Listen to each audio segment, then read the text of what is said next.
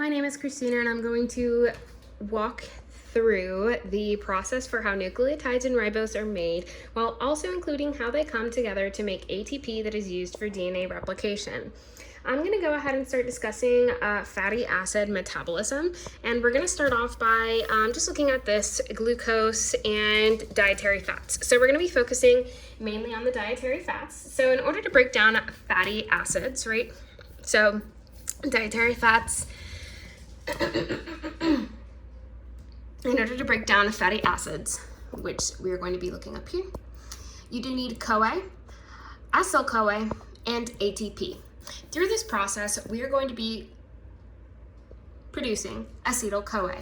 This acetyl-CoA is going to be utilized back into the citric acid cycle. The citric acid cycle will also produce NADH and CO2. As we can see here, NADH and CO2, NADH. Okay.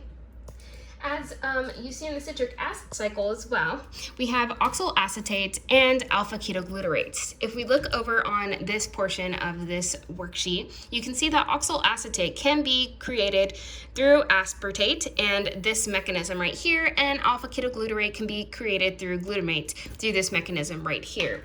So that kind of ties those two together as to what they can both contribute. Now the NADH that's being produced in the citric acid cycle is going to lead us to the electron transport chain. The electron transport chain generates an electrical chemical gradient that is created from the electrons that travel through the proteins along the chain. As the electrons move down the chain, protons are pumped through the membrane. This is then going to lead us into the next step, which is the mechanism of ATP synthase.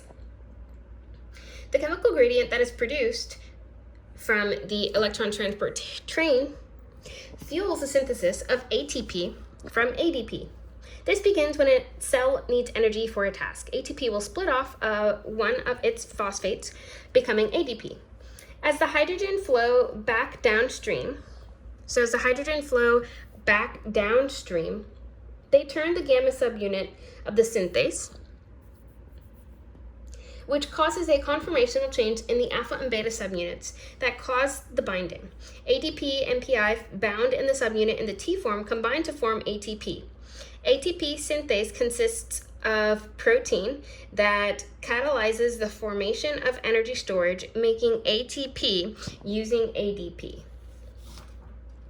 So that is just discussing how dietary fats can be taken into consideration when creating ATP. Now for the next, we're going to be discussing cellular respiration.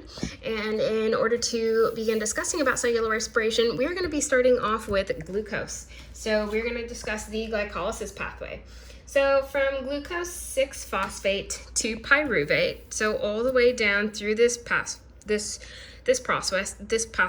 glucose 6-phosphate all the way down to pyruvate.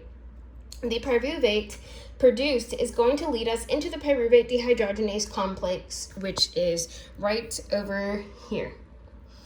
This is going to convert the pyruvate into acetyl-CoA. Acetyl-CoA is then used in the citric acid cycle, which is the major force in generating ATP within a cell. As mentioned before, the citric acid cycle is going to be producing NADH, which is then going to be used in the electron transport chain, which is then going to be used for the mechanism of ATP synthase. Right? So within this process from glucose, we yield 30 molecules of ATP from one glucose molecule. So we're going to go ahead and go back to the glucose, and we're going to look at the glucose 6-phosphate.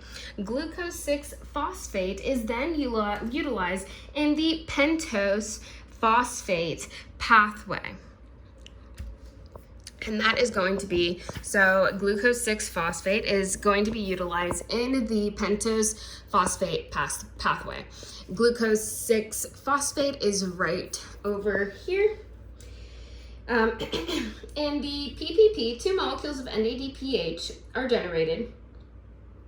In the NADH are generated in the conversion of glucose 6-phosphate into ribulose 5-phosphate. Right. 1 molecule of ribulose 5-phosphate for each molecule of glucose 6-phosphate oxidized. NADPH is a powerful reducing agent. In the PPP, there are 2 phases. Phase 1, this is the oxidative phase. Glucose 6-phosphate is oxidized to form lactone that generates the NADPH. And then in phase 2, this is the non-oxidative phase that interconverts phosphorylated sugars. As noted in the image, ribulose 5-phosphate is then converted into ribulose is going to be converted into ribose 5-phosphate.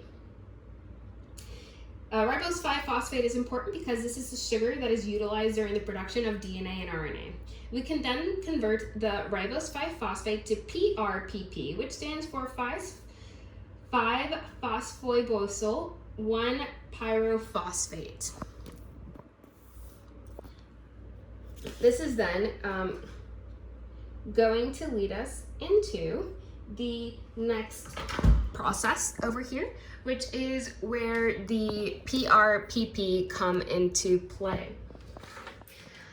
As you can see, carbon dioxide, which is all the way up here, carbon dioxide consumption with carbonic acid and ATP is going to yield orotate. So carbonic acid, ATP, we're going to yield orotate. Orotate will combine with PRPP to produce uridylate. If we go over here to this next page, uridylate is utilized in the production of UTP, CTP, and TTP. We're going to be utilizing the uracil diphosphate, and it's going to be producing the uracil triphosphate, which will then convert into CTP as well as TT. And then TTP is also going to be produced from uridylalate. We are then going to go back to the PRPP, which is going to be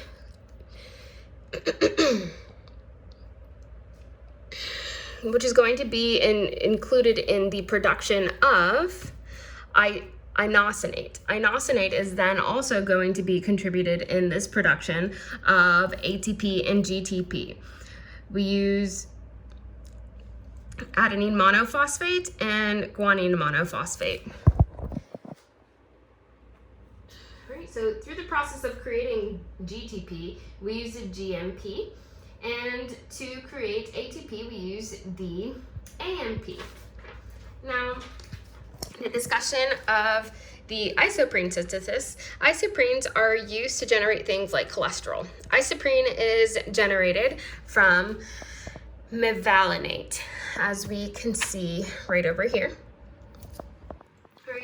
And then cholesterol is derived from acetyl-CoA, as we see right over here. Right. Its initial sequence involves the condensation of acetyl-CoA to mevalonate. And this needs 36 ATP. All right, so this was the discussion of the project board and the lab board, and I hope you enjoyed my presentation.